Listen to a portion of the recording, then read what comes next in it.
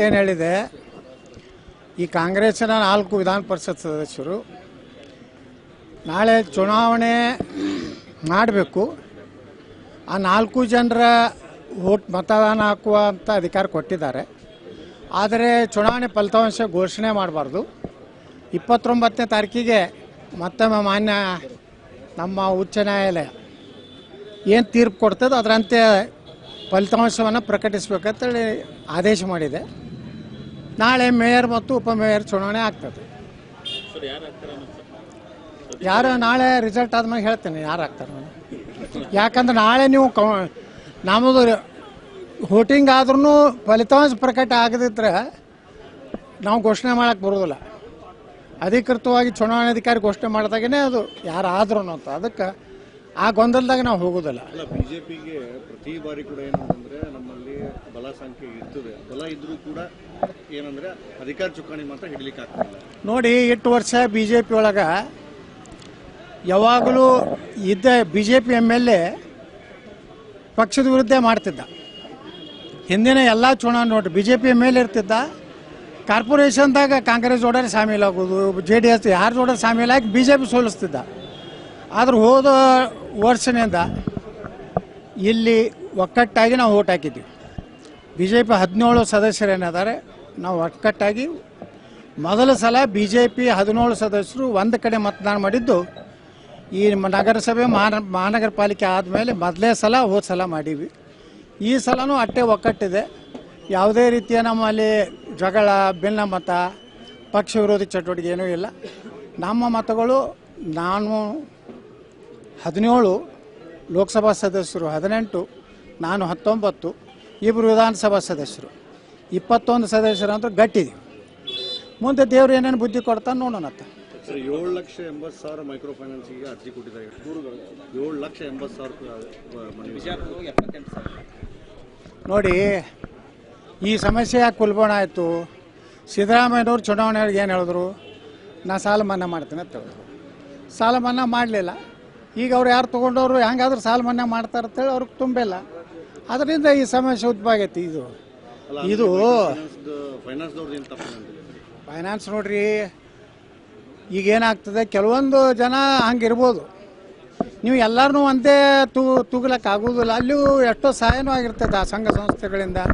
ಪಾಪ ಅವರು micro finance ಅಂದರೆ ಎಲ್ಲೋ ಬ್ಯಾಂಕ್ನವ್ರು ಕೊಟ್ಟಿರ್ತಾರೆ, ಆರ್ಥಿಕ ಸಂಸ್ಥೆ ಇರ್ತದೆ, ಬಂಡವಾಳ ಯಾರೋ ಡಿಪಾಸಿಟ್ ಇಟ್ಟಿರ್ತಾರೆ. ಅದನ್ನು ತಂದು ಇವರು ದುಡಿಸಿ ಅವರಿಗೆ ಬಡ್ಡಿ ಕೊಡಬೇಕು, ಲಾಭಾಂಶ ಕೊಡಬೇಕು.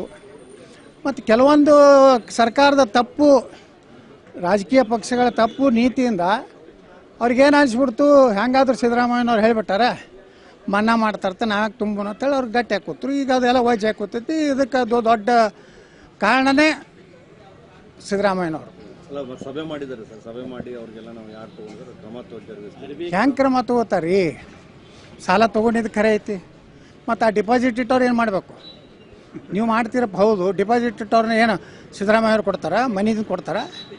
ಅವೆಲ್ಲ ಆಗೋಲ್ಲ, ಹೋಗೋಲ್ಲ. ಆರ್ಥಿಕ ಸಂಸ್ಥೆಗಳು ಗಟ್ಟಿ ಉಳಿಬೇಕಾದ್ರೆ ನೀವು ಸಾಲ ಮನ್ನಾ ಮಾಡ್ತೀನಿ ಅಂತಿರಲ್ಲ, ಆಯಾ ಬ್ಯಾಂಕಿನ ತುಂಬಿಡ್ರಿ. ನೀವು DCC ಬ್ಯಾಂಕಿನ ತುಂಬ್ರಿ, ಸಹಕಾರಿ ಬ್ಯಾಂಕ್ಗಳು ತುಂಬ್ರಿ, ಮೈಕ್ರೋ ಫೈನಾನ್ಸ್ ಯಾವುದೋ ಅದು ತುಂಬ್ರಪ್ಪ ಮೊದಲ. ನೀವು ಸರ್ಕಾರದಿಂದ ಸುಮ್ಮನೆ ಬರೇ ಜನಪ್ರಿಯ ಕಾರ್ಯಕ್ರಮ ಮಾಡ್ತೀರಿ ಪುಕ್ಷಟ್ಟಿ. ಅಂತಿಮವಾಗಿ ಹಾಳಾಗೋದು ಯಾವುದು? ಸಾರ್ವಜನಿಕರು ಇಟ್ಟ ದುಡ್ಡಿನ ಸಂಸ್ಥೆಗಳು ಹಾಳಾಗ್ತವೆ. ಇದರಿಂದ ಬಸವನಗೌಡಿಗೆ ಏನಾಗೋದಿಲ್ಲ, ಸಿದ್ದರಾಮಯ್ಯಗೆ ಏನಾಗೋದಿಲ್ಲ, ಜನರಿಗೆ ತೊಂದರೆ ರೀ. ಒಂದು ಕಡೆ ಡಿಪಾಸಿಟ್ ಹೋಲ್ಡ್ರ್ ಅವರು ಕಷ್ಟಪಟ್ಟನೆ ಬೆವರು ಸುರಿಸಿ ಎಷ್ಟೋ ಜನ ದುಡಿದು ತಮ್ಮದು ಬ್ಯಾಂಕ್ನಾಗೋ ಮೈಕ್ರೋ ಫೈನಾನ್ಸ್ನಾಗೋ ಇನ್ವೆಸ್ಟ್ಮೆಂಟ್ ಮಾಡಿರ್ತಾರೆ.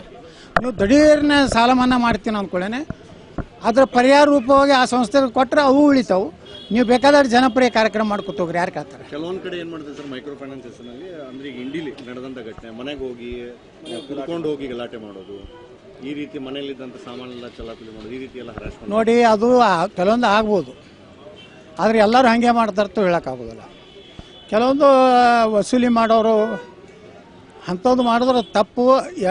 ಅದ್ರ ಜೊತೆಗೆ ಎಲ್ಲರೂ ಮಾಡ್ತಾರೆ, ಯಾಕೆ ಆರೋಪ ಮಾಡ್ತೀರಿ?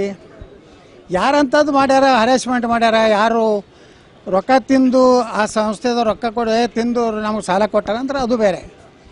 ಎಷ್ಟೋ ಸಹಕಾರಿ ಕ್ಷೇತ್ರದಲ್ಲಿ ಇರುವಂಥವ್ರು ಪಾಪ ಪ್ರಾಮಾಣಿಕವಾಗಿ ಬಡವರಿಗೆ ಅನುಕೂಲ ಆಗಲತ್ತೂ ಕೊಟ್ಟಿರ್ತಾರೆ. ಈಗ ಅದಕ್ಕೆಲ್ಲ ಇಡೀ ರಾಜ್ಯದಲ್ಲಿರೋ ಎಲ್ಲ ಫೈನಾನ್ಸ್ ಸಂಸ್ಥೆಗಳೆಲ್ಲ ಹಾಗೆ ಮಾಡ್ಲಕ್ಕತ್ತ ಅನ್ನೋದು ತಪ್ಪು. 1% 2% ಇರ್ತೈತಿ. ಅದರ ಸಲುವಾಗಿ ಎಲ್ಲರ ಮ್ಯಾಗ ಅದನ್ನು ಹೇರಬಾರ್ದು.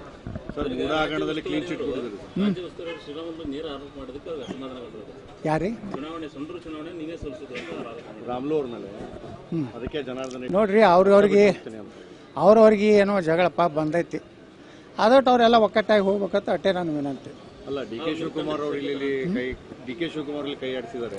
ಕೈ ಅಲ್ಲ ನೋಡ್ರಿ, ಕೈ ಆಡಿಸೋರು ಎಲ್ಲ ಪಾಲ್ಟ್ಯಾಗ ಅದಾರ. ಶ್ರೀರಾಮುಲು ಅವ್ರನ್ನ ಸೆಳೀತಾ ಇದ್ದಾರೆ. ಕೈ ಆಡಿಸೋರು ಎಲ್ಲ ಪಾಲ್ಟ್ಯಾಗ ಅದಾರ.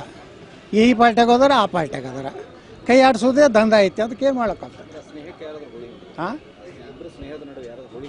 ಇರ್ತೈತ್ರಿ. ಸ್ನೇಹಕ್ಕೂ ಹುಳಿ ಹಿಂಡವ್ರು ಇರ್ತಾರೆ. ಏನೋ ಒಮ್ಮೊಮ್ಮೆ ಏನಾಗ್ತದೆ, ನಮ್ಮ ಅಕ್ಕಪಕ್ಕದವ್ರು ಇದ್ದವ್ರು ತಪ್ಪು ಮಾಹಿತಿ ಕೊಡ್ತಾರೆ. ಶ್ರೀರಾಮುಲು ಹಂಗಂದ ಜನಾರ್ದನ್ ರೆಡ್ಡಿಗೆ ಹೇಳ್ತಾರೆ, ಜನಾರ್ದನ್ ರೆಡ್ಡಿಗೆ ಹಂಗಂದ ಶ್ರೀರಾಮುಲು ಹೇಳ್ತಾರೆ. ಅವ್ರು ಹಿಂಗಾಗಿ ಏನೋ ಮನಸ್ತಾಪ ಆಗಿರ್ಬೋದು. ನಾ ಇಷ್ಟೇ ಹೇಳೋದವ್ರು, ಇಬ್ಬರಿಗೆ ಸಲಹೆಯನ್ನು ಜಗಳ ಆಡಬೇಡ್ರಿ. ನೀವೆಲ್ಲ ಕಷ್ಟದಿಂದ ಬಂದಿರಿ ಇಬ್ಬರು. ನಾನು ಕೇಂದ್ರ ಮಂತ್ರಿ ಇದ್ದಾಗ ಒಂದೇ ಸ್ಕೂಟ್ರ್ ಮ್ಯಾಗ ಅಡ್ಡಾಡ್ತಿದ್ರು.